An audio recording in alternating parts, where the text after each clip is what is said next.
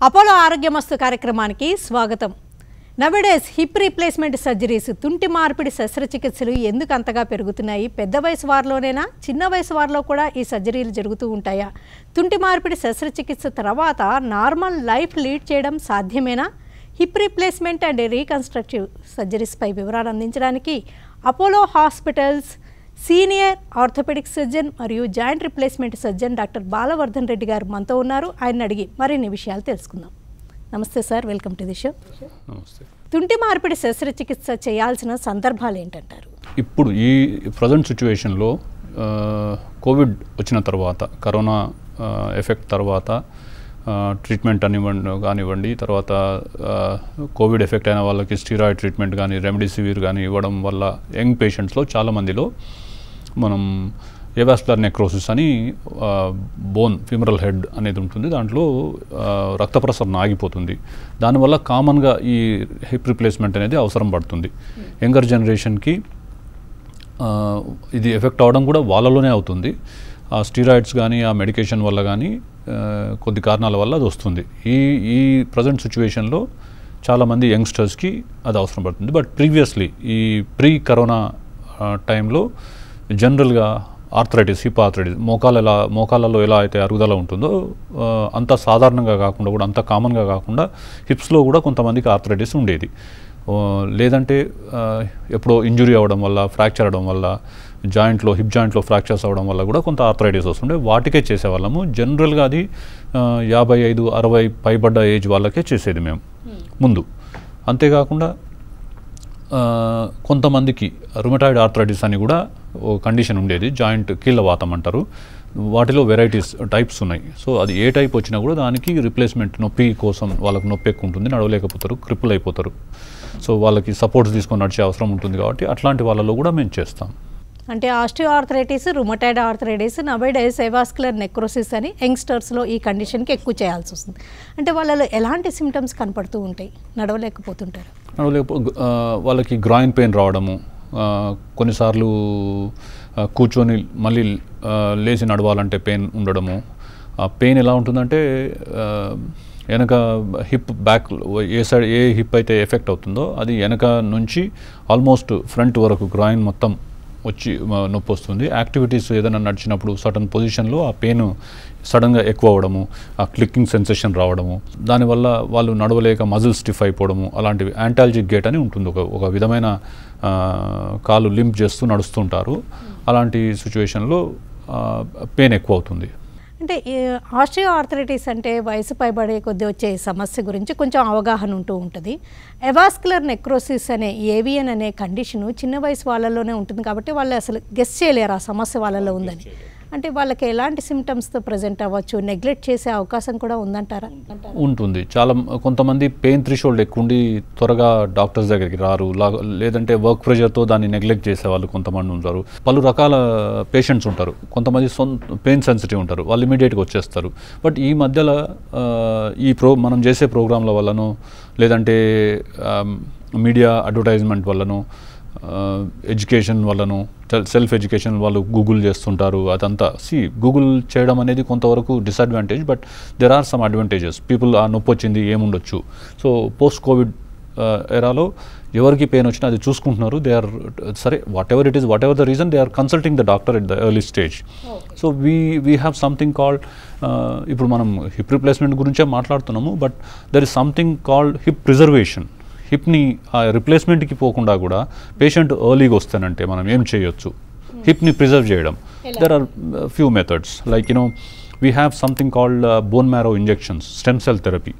We take blood from the iliac crest of the patient when the patient is diagnosed and MRI avani chesin tarvata, once you confirm that there is a avascular necrosis stage 1, 2, 3, 4 whatever, ఆ స్టేజ్లో కొన్ని stages వరకు మనం stage 1, 2, even early stage 3లో కూడా మనం ఈ procedure చేయొచ్చు. ఏంటంటే మనము బోన్ మ్యారో నుంచి బ్లడ్ విత్డ్రా చేస్తాము, చేసి దాన్ని ల్యాబ్కు పంపిస్తాము. ఆ ల్యాబ్కు పంపించిన 6 weeks తర్వాత you get those stem cells culture చేసి వాళ్ళు మనకు మళ్ళీ ఇస్తారు.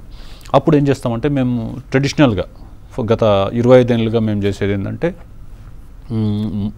తుంటి ఎముకలోకి బయట నుంచే హిప్ బయట ఒక చిన్న స్మాల్ కట్ స్కిన్ ఇన్సిషన్తో స్పెషల్ ఇన్స్ట్రుమెంట్స్తో హిప్ బాల్ వరకు డ్రిల్ చేసేస్తాం. That is called core decompression. ఆ కోర్ డీకంప్రెషన్ అనేది ట్రెడిషనల్ మెథడ్. బట్ మేమేం చేస్తామంటే ఈ బ్లడ్ సెల్స్ పంపించిన తర్వాత స్టెమ్ సెల్స్ వచ్చిన తర్వాత 6 వీక్స్ తర్వాత వచ్చినప్పుడు మేమేం చేస్తామంటే ఆ స్టెమ్ సెల్స్ని ఈ కోరింగ్ తోటి డీకంప్రెషన్ చేసి అది ఏదైతే డ్రిల్ చేస్తామో ఆ డ్రిల్ చేసి దాని త్రూ చిన్న ఇన్స్ట్రుమెంట్స్ తోటి ఆ డెడ్ బోన్ అంతా తీసేస్తాం బయటికి. తీసేసి వాష్ చేసి చిన్న ఫైన్ ఇన్స్ట్రుమెంట్స్ తోటి దాన్ని సక్ చేసేస్తాం బయటికి. Then we put granules of bone, then we inject the stem cells into that affected area. Okay, అంటే మళ్ళీ బోన్ గ్రో అయ్యేటట్టు వాళ్ళ స్టెమ్ సెల్స్నే ఐసోలేట్ చేసి ల్యాబ్లో వాటిని గ్రో చేసి మళ్ళీ వాళ్ళకే ఇస్తున్నాం. దీనివల్ల సైడ్ ఎఫెక్ట్స్ అలాంటివి రిజెక్షన్ అదంతా ఉండదు. So it's a boon for the young patients who have this post COVID avascular necrosis of the femoral heads. So ఇది ఒక వరం అనే చెప్పాలి వాళ్ళకు. ఈ ఎవాస్కులర్ నెక్రోసిస్కి ఏవియన్కి బూన్గా చెప్తున్న ఈ కోర్ డీకంప్రెషన్ అనే ట్రీట్మెంట్ సరే ఎర్లీ స్టేజ్లో తీసుకున్నారనుకోండి, ఇంకా వాళ్ళకి హిప్ రీప్లేస్మెంట్ సర్జరీ అవసరం ఉండదా? అట్లీస్ట్ 90% అయితే అవసరం పడకపోవచ్చు. ఎందుకంటే నేను ఇంతకుముందు చెప్పినట్లు దాన్ని స్టేజింగ్ చేస్తారు. ఎంఆర్ఐ చేసిన దాన్ని బట్టి ఒక స్టేజింగ్ అనేది జరుగుతుంది. దానికి ఒక క్లాసిఫికేషన్ ఉంటుంది. ఆ క్లాసిఫికేషన్ విధానంలో స్టేజ్ 2లో లేట్ స్టేజ్ 3లో కూడా patient if he's below 20, 30, 25 years, 30 years ఆ ఏజ్లో ఉన్న వాళ్ళకి you have a very good regenerative capacity కాబట్టి వాళ్ళలో మంచి రిజల్ట్ వస్తుంది. అదే యూ డూ ఇట్ ఆఫ్టర్ 40, 45 కొంత తక్కువ ఉంటుంది. బట్ మేము ఇనిషియల్గా పేషెంట్స్కి ఎక్స్ప్లెయిన్ చేసి కౌన్సిల్ చేసినాక కూడా even 55 years old man also wanted that to be tried on him and we tried and it worked. So it is like individual regenerative capacity and how he follows the advice of a doctor, that will make the difference in the treatment. తుంటి మార్పిడి శస్త్రచికిత్స అంటే ఏంటండి, అసలు ఎలా చేస్తారు, దానిలో కూడా ఏమన్నా టైప్స్ ఉంటాయా? తుంటి మార్పిడి అంటే nothing but changing the joint, full joint. I have a model. To make it simple, I'll just show you. This is a hip bone. This is a pelvic bone. This is all is a pelvic bone. This is a thigh bone. Okay, we are taking it off like this. Now this comes in from the company. The different companies make this. So this is a hip bone. You have a socket, cup antam, estabulum antamu. Dantlo unna cartilage ni manam తీసేసి దీంట్లో లోపల screw holes ఉంటాయి, అది పెట్టేస్తాం. ఇది సిమెంట్లెస్ hip అంటాము. ఇది one of the good quality hips అనమాట. యంగ్ పేషెంట్లో బోన్ స్టాక్ మంచిగా ఉంటుంది కాబట్టి ఈ సిమెంట్లెస్ కప్ అనేది దీంట్లోకి వెళ్ళిపోతుంది. కూర్చోబెట్టిన తర్వాత 6 weeks to 8 weeksలో బోన్ ఇన్గ్రోత్ అవుతుంది దాంట్లోకి. సో ఈ సాకెట్లో ఇది పెట్టేస్తాం. మళ్ళీ థై బోన్కి this is a implant which goes into the thigh bone. So దీనికి కూడా మేము ఏం చేస్తామంటే ఈ హెడ్ ఉంటుంది నార్మల్గా, దాన్ని కట్ చేసేస్తాం. ఇక్కడ చేసేసి దాని బోన్ ఎముకలో ఉండే, మనం తెలుగులో మూలుగా అంటాం, వాట్ ఎవర్ మ్యారో, దాంట్లోకి డిఫరెంట్ సైజెస్ ఆఫ్ ప్రిపరేషన్ రాస్ప్స్ ఉంటాయి. దాన్ని చేసేసి ఆ పేషెంట్కి ఏ సైజ్ అయితే సరిపోతుందో ఆ సైజ్ వచ్చిన తర్వాత దీన్ని పెట్టేసి ఇట్లా కొట్టేస్తాం. అది బోన్లోకి లాక్ అయిపోతుంది, మంచిగా లాక్ అయిపోతుంది. లాక్ అయిపోయిన తర్వాత దీనికి మధ్యలో ఒక హెడ్ వస్తుంది దీంట్లో కూర్చోబెట్టడానికి. That is ceramic. Now there are different bearings in this. Dintlo if you see this, there is one which is moving here and there is another ball here. It's a double bearing, dual mobility cup antam. Dintlo 0, -4, +4 అని sizes వస్తాయి. ఈ పేషెంట్కి ఎంత సరిపోతుందో అది చూసి దీంట్లో పెట్టేస్తాం. అట్లా పెట్టేసి దీన్ని రెడ్యూస్ చేసేసి కూర్చోబెట్టేస్తాం. Now the whole hip is replaced. So it's a total hip replacement. వెరాస్ పెద్ద మనుషుల్లో కింద పడి తుంటి ఎముక ఇరుగుతుంది. ఈ తుంటి ఎముక ఇక్కడ ఇరిగిపోతుంది. దాంట్లో కూడా ఇలాంటిదే ఉంటుంది, బట్ ఇది షైన్ లేదు కదా, ఇట్లా ఇది పాలిష్డ్ ఉంటుంది కదా, అలాంటిది దీంట్లోకి సిమెంట్ ద్వారా పెడతాం. సిమెంట్ దీన్ని ఇలా ప్రిపేర్ చేసిన తర్వాత బోన్ సిమెంట్ దొరుకుతుంది. ఆ బోన్ సిమెంట్ దీంట్లోకి ఫిల్ చేసి దాంట్లో కూర్చోపెట్టేస్తాము. వాళ్ళకి దీన్ని ఏం చేయము, ఈ సాకెట్ని మనం ఏం చేయము. సాకెట్లో న్యాచురల్ సాకెట్ వాళ్ళకే ఉంటుంది. ఇలాంటిది ఒకటి దొరుకుతుంది. This is also double bearing. ఇలాంటిది వస్తుంది. ఇది సపరేట్, లోపల ఉండేది బయట ఉండేది సపరేట్గానే వస్తుంది కంపెనీ నుంచి. దీంట్లో కూడా +4, 0, -4 అలాంటివి చూసి దీనికి పెట్టేస్తాం మేము. పెట్టేసినాక ఇది ఉంటుంది, ఇలా ఉంటుంది. ఇది డ్యూయల్, ఇది కూడా డబుల్ బేరింగ్. దీన్ని ఇక్కడ కార్ట్లేజ్ అంతా తీయకుండా దాంట్లో కూర్చోబెట్టేస్తాం. నార్మల్ రెగ్యులర్ ఆ పేషెంట్ కార్ట్లేజ్ దాంట్లోనే అది కూర్చుండిపోతుంది. అంటే ఒక విధంగా సిమెంటెడ్ ఆస్టియోపోరోసిస్ ఉమెన్లో ఎక్కువ కాబట్టి సిమెంటెడ్ ఉమెన్కి ఎక్కువ అవసరం అవడం అలాంటివి ఏమన్నా గమనిస్తున్నారా? యూజువల్ కామన్గా ఆస్టియోపోరోసిస్ అనేది విమెన్లో ఎక్కువ, లేడీస్లో ఎక్కువ ఉంటుంది. వాళ్ళకు 65 పైబడ్డ వయసు వాళ్ళందరికీ బోన్ స్టాక్ మేము సర్జరీ చేస్తున్నప్పుడు మాకు వచ్చే ఫీల్ను పట్టే సిమెంటెడా అన్సిమెంటెడా అనేది చేస్తుంటాం. సో అన్సిమెంటెడ్ ఏమో యంగ్ పేషెంట్స్లో ఇది what I have shown that model, ఈ మోడల్ అంతా అన్సిమెంటెడ్ వర్షన్. అయితే ఇప్పుడు ఇవన్నీ కామనే ఉన్నాయి, ఇది ఇక్కడ లోపల పెట్టేదంతా కామనే ఉన్నాయి. కానీ ఈ బేరింగ్స్ ఏవైతే ఉన్నాయో ఇది మెటల్ బేరింగ్, దాంట్లో ఇది ప్లాస్టిక్ కూర్చుంటుంది, మళ్ళీ దీంట్లో సిరామిక్ ఉంటుంది. బట్ ఈ బేరింగ్స్లో కూడా దీంట్లో ఈ స్టీల్ బదులు సిరామిక్ ఉంటుంది. సిరామిక్ ఉండి ఇటువైపు కూడా సిరామిక్ బాలే ఉంటుంది. So that is the latest thing now, ceramic on ceramic అని. కొంతమందిలో మజిల్ స్ట్రెంత్ తక్కువ ఉండి ఇవి చేసిన తర్వాత చాలామందిలో వీళ్ళు ఇలా కూర్చోబెట్టింటాం కదా, తర్వాత ఇంటికి వెళ్ళిన తర్వాత వాళ్ళు ఏదో చేసి దీన్ని అది బాడీలో ఉంటుంది కానీ బయటకు వచ్చేస్తుంది, దాన్ని డిస్లొకేషన్ అంటాం. సో అలాంటి ఛాన్సెస్ ఉండే వాళ్ళలో ఈ డ్యూయల్ మొబిలిటీ కప్ ఏదైతే ఉందో this is called dual mobility cup, దాన్ని పెట్టేస్తే ఆ డిస్లొకేషన్ ఛాన్సెస్ కొంచెం తగ్గుతాయని this is picking up now, something like that. But first bearing is ceramic on ceramic అనే రీసెర్చ్ చెప్తుంది. వేరింగ్ అంతా తక్కువ ఉంటుంది కాబట్టి అది బెటర్ అని చెప్తారు. యంగ్ పేషెంట్స్లో మేము అదే వాడతాం ఎక్కువ. హిప్ రీప్లేస్మెంట్తో పాటు హిప్ రీకన్స్ట్రక్షన్ సర్జరీస్ అంటుంటారు, అవి ఏంటంటారు? అదేమంటిదంటే యాక్సిడెంట్ అవుతుంది హిప్లో, ఈ హిప్ బోన్ మనం ఎక్కడైతే బెల్ట్ కట్టుకుంటామో అటు సైడ్ ఇటు సైడ్ 2 బోన్స్ ఉంటాయి. వీటికి రెండింటి మధ్యలో ఇక్కడ వచ్చి ఆ స్పైన్ వచ్చి అటాచ్ అవుతుంది ఇక్కడ. సో అది రెండు ఉంటాయి, ఇలా 2 ఉంటాయి. సో ఇది క్రాక్ అయిపోయి ఇరిగిపోతుంది, ఇది పీసెస్ అవుతుంది. So there are different columns, ఇది ఫ్రంట్ కాలము, ఇది బ్యాక్ కాలము, ఇది ఇన్నర్ సర్ఫేస్ ఉంటుంది అనమాట. దీనికి క్వాడ్రిలాటరల్ ప్లేట్ అని అంటాము. బట్ ఇవన్నీ ఇరిగిపోతాయి. అప్పుడు వీటికి రీకన్స్ట్రక్టివ్ సర్జరీకి స్పెషల్ ప్లేట్స్ ఉంటాయి. వాటిని ఈ కప్పు కూడా ఇటు పీస్ ఇటు వెళ్ళిపోతుంది, ఇది వెళ్ళిపోతుంది, ఇది 3 రకాలుగా విరిగిపోతుంది. దాన్ని మనం ఏం చేస్తామంటే పేషెంట్ని 2 వైపులా, ఫ్రంట్ నుంచి అబ్డామిన్ సైడ్ నుంచి కూడా 2 వైపుల నుంచి తెరిచి తీసుకొని దాన్ని అలా పైకి లేపి ఇక్కడ ఇటువైపు బయటి వైపు లోపల వైపు ప్లేట్స్ వేసి పెడతాం. దాన్ని రీకన్స్ట్రక్టివ్ సర్జరీ అంటారు.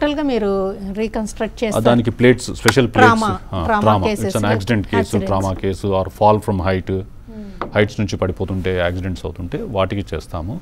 రీకన్స్ట్రక్షన్ సర్జరీ కొన్నిసార్లు ట్యూమర్స్లో కూడా చేస్తాము, బోన్ ట్యూమర్స్లో. అంటే on the whole reconstruction surgeries అంటే చాలా tough, complicated surgeries. It's a complex surgery. Not that we don't do, but it's a time taking. You have to be well prepared, and then you need to make. Now we have 3D reconstruction models, like ఇప్పుడు ఒకవైపు ఇరిగింది ఇది, so opposite side ఉన్న బోన్ని 3D printing చేస్తాం మేము. Opposite దాన్ని mirror image చేస్తాం. ఇప్పుడు లెఫ్ట్ సైడ్ తిరిగింది అనుకోండి, రైట్ సైడ్ దాన్ని సిటీ స్కాన్ చేసి దాన్ని మిర్రర్ ఇమేజ్ చేసి లెఫ్ట్ దాన్ని ఇరగక ముందు ఎలా ఉందో అలాంటి మోడల్ 3D ప్రింటింగ్ చేస్తాం మేము. ఓకే, 3D ప్రింటింగ్ చేసి ఈ ప్లేట్స్ మేము లోపల సర్జరీ చేసినప్పుడు ఏ ప్లేట్స్ అయితే పెట్టాలనుకుంటామో ఆ ప్లేట్స్ని మనము వాటి మీద ప్రీ కాంటూర్ చేసి పెట్టుకుంటాం. వాటిని ఆ మోడల్ మీద ఆ ప్లేట్స్ అన్నీ ఎలా కావాలో ఆ షేప్లో మనం బెండ్ చేసుకొని this is just pre operative planning. ఎందుకు అంటేనంటే సర్జికల్ టైం రెడ్యూస్ చేయడానికి మనకు 3-4 అవర్స్ సేవ్ అయిపోతుంది దాంట్లో ఇలా చేయడం వల్ల. సో దాన్ని లేటెస్ట్ టెక్నాలజీ వాడుకొని ఇది టైం కన్జ్యూమ్ చేయకుండా, పేషెంట్కి అనస్థీషియా మనం ఎంతసేపు టైం పెంచుతుంటే అంత కష్టం అవుతుంది, పేషెంట్ రిస్క్లో పడిపోతాడు. కాబట్టి this are all time saving and it will save lot of headache for us. అది పెల్విక్ ఎస్టాబ్లర్ ఫ్రాక్చర్స్ ట్రీట్ చేయడంలో వి రెగ్యులర్లీ డూ దాట్. అయితే హిప్ రీప్లేస్మెంట్ సర్జరీస్ ఎక్కువగా చేస్తూ ఉంటారు కాబట్టి హిప్ రీప్లేస్మెంట్ అంటే మీరు ఇప్పుడు చెప్తున్నట్టుగా యంగ్స్టర్స్లో కూడా ఎక్కువ జరుగుతున్నాయి. తర్వాత వాళ్ళకి ఎలా ఉంటుంది, పోస్ట్ ఆప్ కేర్ ఎలా ఉంటుంది, లైఫ్ ఎలా ఉంటుందంటారు? మనం హిప్ జాయింట్ చేసేటప్పుడు మజిల్స్ని ఓపెన్ చేసి లోపలికి వెళ్ళి చేస్తాం. డిఫరెంట్ అప్రోచెస్ ఉన్నాయి. ఫ్రంట్ నుంచి చేస్తాము, సైడ్ నుంచి చేస్తాము, వెనక నుంచి చేస్తాము. యూనివర్సల్గా వెనక నుంచి చేస్తాము. అంతేకాకుండా hip joint deep seated joint, muscles abductor muscles అవన్నీ స్ట్రాంగ్ ఉంటాయి కాబట్టి రీహాబ్ అనేది ఫాస్ట్గా జరుగుతుంది. సో సిమెంట్లెస్ పేషెంట్స్ ఉంటేనంటే మనం ఏం చేస్తామంటే వెయిట్ బేరింగ్ అనేది generally 4 weeks to 6 weeks toe touch walking చేయిస్తుంటాం. దానివల్ల వాళ్ళు చెప్పిన ఎక్సర్సైజ్ ఫిజియోథెరపీస్ అవన్నీ చేసిన నెక్స్ట్ డే నుంచే నడిపించడం అంతా స్టార్ట్ చేస్తాం. ఇన్బెడ్ చేసిన రోజే ఇన్బెడ్ ఎక్సర్సైజ్ చేపిస్తాము, స్టాటిక్ క్వాడ్రిసెప్స్ ఎక్సర్సైజ్ అవన్నీ చేయిస్తాము. నెక్స్ట్ డే నుంచి వాళ్ళను టో టచ్ వాకింగ్ అంతా చేయిస్తాము. కొంత పెయిన్ సెన్సిటివ్ ఉంటారు, కొంతమంది పెయిన్ థ్రెషోల్డ్ తక్కువ ఉండే వాళ్ళు ఉంటారు, బట్ దానికి కూడా మా దగ్గర సొల్యూషన్స్ ఉన్నాయి. ఎందుకంటే మేము కంటిన్యూస్ ఎపిడ్యూరల్ పంప్స్ పెయిన్ కోసం పెట్టేసి పేషెంట్ పెయిన్ని బట్టి మేము డోసేజెస్ అడ్జస్ట్ చేస్తూ వాళ్ళకి పెయిన్ లేకుండా ఓన్లీ పెయిన్ కార్డ్కి లిమిట్ చేసి will take care of them. అంటే ఎన్ని రోజులు హాస్పిటల్ స్టే ఉంటుందంటారు? హాస్పిటల్లో 2 days, more than 2 days it's not required. అంతే, 2 days సరిపోతుంది. డిశ్చార్జ్ అయ్యాక వాళ్ళు ఇంకా ఫిజియోథెరపీ అవన్నీ కంటిన్యూ చేస్తారు. హోమ్ ఫిజియో ఇంటికి వెళ్ళి చేస్తారు ఫిజియోథెరపిస్టులు. They will guide them how to do, what not to do, dos and don'ts అన్నీ వాళ్ళు నేర్పిస్తుంటారు. మేము కూడా చెప్తాం వాళ్ళకి. ఒక్కటి ఏంటంటే హిప్ రీప్లేస్మెంట్ చేసుకున్న తర్వాత వీ షుడ్ నాట్ స్క్వాట్, కింద కూర్చోవద్దని చెప్తాం. అదొక్కటి కృత్రిమంగా పెట్టే హిప్ రీప్లేస్మెంట్, అది కృత్రిమమైనది, దాన్ని రిపేర్ చేసుకునే శక్తి దానికి ఉండదు. అది వేర్ అవుతూనే ఉంటుంది. కాబట్టి మనం దీన్ని లాంజివిటీ పెంచుకోవాలి అంటే డాక్టర్ అడ్వైజెస్, రెగ్యులర్ ఎక్సర్సైజెస్ చేసుకుంటూ ఉండాలి. Then bone health, bone strength preserve చేసుకునే విధంగా కాల్షియం సప్లిమెంట్స్ కానీ అవన్నీ ఏజ్ని బట్టి జెండర్ని బట్టి మనం మెడిసిన్స్ తీసుకోవాల్సి వస్తుంది. ఓకే, తుంటి మార్పిడి శస్త్రచికిత్సలతో పాటు మీరు ఇంకా ఏ సర్జరీస్ ఎక్కువగా చేస్తుంటారు? ఎలాంటి జాయింట్ రిప్లేస్మెంట్స్? ఇంకా జాయింట్ రిప్లేస్మెంట్స్ నీస్ చేస్తుంటాము, ఒకేషనలీ ఎల్బో అండ్ షోల్డర్స్ కూడా చేస్తాము. బట్ సాధారణంగా చేసేటివి నీ రిప్లేస్మెంట్స్, దాంట్లో రివిజన్స్ కూడా ఉంటాయి. ఓకే, అంటే జాయింట్ రిప్లేస్మెంట్ సర్జరీస్ అన్నీ లేటెస్ట్గా చేస్తున్నారు కదండి, అంటే రోబో అసిస్టెడ్ ఎక్కువగా చేస్తున్నారంటారా? ఇప్పుడు now commonly it's picking up now. Why? Because we have to go with the trend. Robo రాకముందు పేషెంట్స్ సఫర్ అయినరా? రోబో రాకముందు రిజల్ట్సే లేవా పేషెంట్స్కి అన్న క్వశ్చన్ మనకు రావచ్చు. But I'm not contradicting robo or surgeons technique. It's all you have to go with the trend. Patients want that. Then we do it and give them. It's like, what patient wants, we need to give. See, robotic is more precision based. Robotic machine does all cuts in a very precise manner. Not దాని అర్థం మేము ప్రిసైజ్గా చేస్తలేమని కాదు, but that's one of the new things. So we have to adapt that and we have to do that. Apollo హాస్పిటల్లో అంటే joint replacement surgeries అన్నీ ఎక్కువగా రోబోటిక్ జాయింట్ రిప్లేస్మెంట్ సర్జరీసే ప్రిఫర్ చేస్తున్నారా? ఇంకా ప్రోటోకాల్ కానీ మీ ఇదేలా ఉందంటారు సెటప్? పేషెంట్ని బట్టి, పేషెంట్ ఎఫర్డబిలిటీని బట్టి. ఎందుకంటే రోబోటిక్ నీ రిప్లేస్మెంట్ కొంత కాస్ట్ ఎక్కువ అవుతుంది. ఎఫర్డబిలిటీ ఉండి వాళ్ళు కావాలని మాకు రోబోటికే కావాలి, డబ్బులు ఖర్చు అయినా పర్లేదు మీరు చేయండి అంటే we do that. It depends on what patient wants. Patient comfort is the first priority in our department, Apollo. Apollo is one hospital where patient safety is given the first place. Yes. Patient safety and patient, depending on the patient's condition and all those things are preferred. Even the patient is on a high risk, the patient is getting surgery, but he is a high risk patient. We would say regular surgery చేసుకోండి, robotic అంటే కొంత time పట్టవచ్చు. లేదంటే ఒక patient అంటాడు 2 knees నాకు రోబోటికే చేయండి, ఒకటే రోజు చేయండి అంటాడు. అలాంటి వాళ్ళకి మేము కౌన్సిల్ చేస్తాం. ఇది కొంచెం టైం తీసుకుంటుంది, మీకు అంతసేపు అనస్థీషియా ఇవ్వడము రిస్క్ ఉంటుంది, కాబట్టి మీరు ఒకటి చేసుకోండి, తర్వాత మళ్ళీ చేసుకోండి, అలాంటివి చేస్తూ ఉంటాం. అంతకంటే patient wants it, there is nothing that we can deny. Even if he is a high risk, our anesthetists are very good, they'll take care of the patient. Hospital ICU staff and ICU support is there's no match for that care. So we do whatever the risk patient has, but we'll counsel them, we'll tell them the calculative risk, and then we'll go ahead and do. Patient's cooperation is always will be with us, because the way you counsel the patient, మనం council చేసేదాన్ని బట్టి patient cooperation ఉంటుంది. So they'll confidently come, we'll do, and they'll go very confidently. Mokila మార్పిడి శస్త్రచికిత్స కంటే తుంటి మార్పిడి శస్త్రచికిత్స అనేది హిప్ రిప్లేస్మెంట్ అనేది ఎక్కువ టైం టేకింగ్ కదండి, మరి దానికి రోబోటిక్ హిప్ రిప్లేస్మెంట్ ఎక్కువగా ప్రిఫర్ చేస్తారా? అంటే it's not time taking actually. It's almost just like knee replacement. It's not time taking. ఇప్పుడు నేను ఎక్స్ప్లెయిన్ చేసిన హిప్ సర్జరీస్ అన్ని నాకు తెలిసి 35-40 minutesలో అయిపోతుంది. ఓకే, అంతే, అంతకంటే ఎక్కువ ఏం అంటే పట్టదు. డాక్టర్స్ మీ టీమ్ ఎక్స్పర్టీస్ బట్టి Now I am there. I have 2-3 assistants who are there tuned to help me when I do surgery. That's how it works. So things go faster. ఓకేనండి. డాక్టర్ బాలవర్ధన్ రెడ్డి గారు, hip replacement surgery అంటే ఏంటి, reconstruction surgery అంటే ఏంటి, accidents అయినప్పుడు ఎలాగ మీరు reconstruct చేస్తారు, అండ్ నవేడేస్ తుంటి మార్పిడి శస్త్రచికిత్సలో వచ్చిన ఆధునికతలు, ఇంప్లాంట్స్లో వచ్చిన కొత్తదనాలు, అపోలో హాస్పిటల్లో మీరు పాటించే విధానాలు, robotic hip and knee replacement సర్జరీస్పై వివరాలు అందించినందుకు thanks. Thank you very much. ఇది ఇవాల్టి అపోలో ఆరోగ్యమస్తు కార్యక్రమం. నమస్తే.